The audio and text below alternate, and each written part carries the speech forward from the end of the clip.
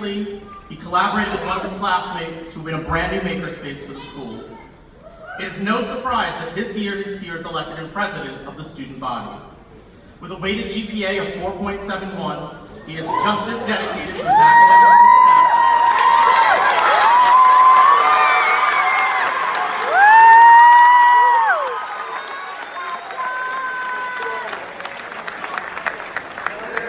He has earned a full scholarship to Ithaca College, where he will pursue documentary studies.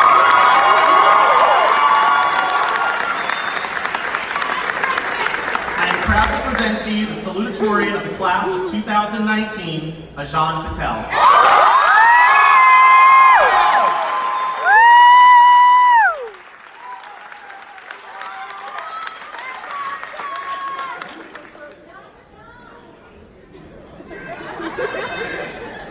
Actually, before I begin.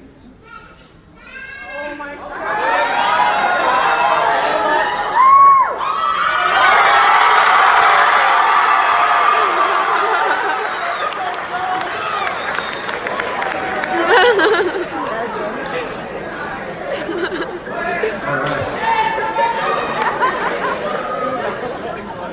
All right. Students, parents, esteemed faculty, alumni, and guests, good evening, and congratulations to the Brighton class of 2019.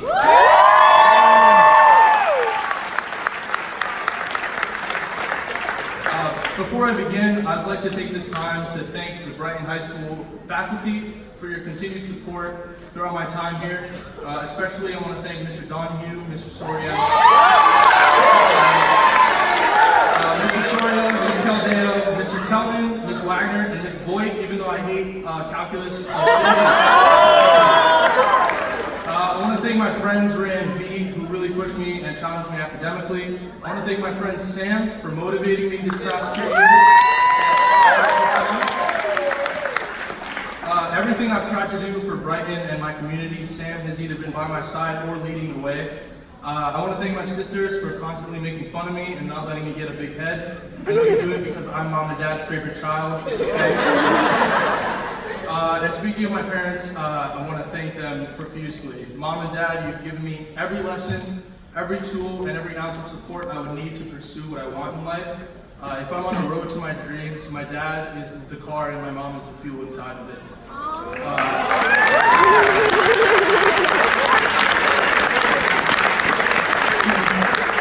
You taught me that success and failure are uncontrollable. The only thing I can control is whether or not I try. So I'm going to try from this point forward. I'm going to try to prove that everything you've done for me. I want to get a picture. Thank you. Wait a minute.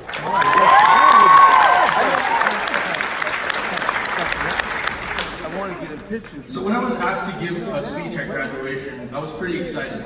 It's been my dream since 3rd grade to stand up here. I always pictured myself in a cap and gown, dropping dimes, people cheering, and the audience would then call me the J. Cole of speeches from that point forward. The only problem was I never actually thought about what I would say. So I was sitting in my room a couple days ago with a blank Google Doc wondering what message I was going to leave you with. Eventually I came to the conclusion that I talk about what I know best, movies. One of my all-time favorite movies is Dead Poets Society. My parents showed it to me when I was 13. It's a movie about a teacher who encourages his students to carpe diem, which means seize the day in Latin. But how do you seize the day? What does that even mean? I've had limited life experiences, but here's what I think. Am I qualified to be giving you this advice? Probably not, but I can say that these lessons have put me closer to reaching my goals. With that being said, I present to you a step-by-step guide to carpe diem. All of us at some point have used the words, "when I grow up," to tell people what we want to be. And at some point we figured out, or rather society told us, that there's a very long process to get there.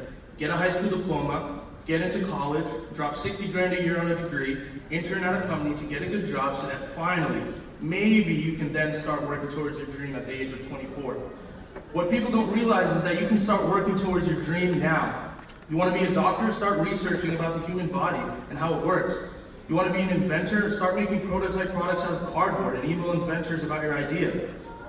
We are living in the greatest time in the history of the world. We have YouTube as a teacher, our phones as a connector, and the world as our oyster. Everyone wants to make reaching success so complicated when in reality, it's quite simple. So step number 1 to carpe diem, If you have a dream, go chase it. Not later, not when you grow up, now. Once you begin your journey, you have to be prepared to deal with obstacles. And fear, that's the thing that makes people quit. For every one of us, the word fear means something different. It could be spiders, heights, or even a scuff on your new J's. For me, it's dying with regret. I'm afraid of not living life to the fullest, being on my deathbed and not being able to cross a word off my bucket list, being too late. As depressing as it sounds, this fear is what makes me who I am. It's the reason I'm an optimist, the reason I jump at opportunities, and it's the reason I try to use my time on this planet the best I can. The point I want to make is do your best to conquer your fears. You don't want to be in your last minutes wishing you did. Wondering what could have happened, wondering what your life could have been. Plus, you'll notice that when you conquer something you dread doing, it's the greatest feeling in the world. The Fresh Prince said it best when he talked about his first time skydiving. The night before, he was paralyzed with pure terror. That terror lasted all the way up until the moment he had to jump. When he leapt into the open skies and into the unknown, he said it was complete bliss. He found that the best things in life were placed on the other side of fear. So step number 2 to Carpe Diem, next time you find yourself paralyzed with fear, don't back down, jump. There's this guy from the 1800s that I stumbled upon named John Ruskin. And I really like something he said. He said, when love and skill work together, expect a masterpiece. In our world, the majority either have one or the other. Some have a work ethic but hate their jobs and go through life with money as an incentive rather than true fulfillment. Others know their passion and know exactly what they have to do to pursue it, but they simply don't have the patience to put in the work. They exercise for a week and then give up because they don't see a six-pack. They write one song and wonder why they aren't on the Billboard Top 100. The concept that the majority of humans can't seem to grasp is the idea that results do not come overnight. But there's a small group of people that are different. These are the people that go to record label after record label, asking them to take a look at their music. These are the people that are in the gym at 5 a.m. working on their game. I call these people the never floppers. These are people that don't shy away from the grind. This dude, Malcolm Gladwell, says it takes 10,000 hours to become a master of something. And the never floppers, they take it on. They embrace the journey rather than the destination, and that's the trait that sets them apart. Thus, step number 3, find what you love, welcome hard work, and keep pushing through. If you want to be a photographer, take one picture every day, no days off. If you want to be a rapper, write one lyric every day, no days off. Remember that through it all, one day, everything you've put in will pay off. So I leave you, the never floppers, with a challenge. I challenge every one of you to start something, anything. I challenge you to build a skill. I challenge you to fail and learn from those failures.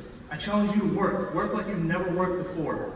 Whatever dream someone told you was impossible, whatever goal you think is unrealistic, whatever obstacle seems too great to overcome, keep moving forward and carpe diem. Seize the day, class of 2019. Seize the day. Thank you.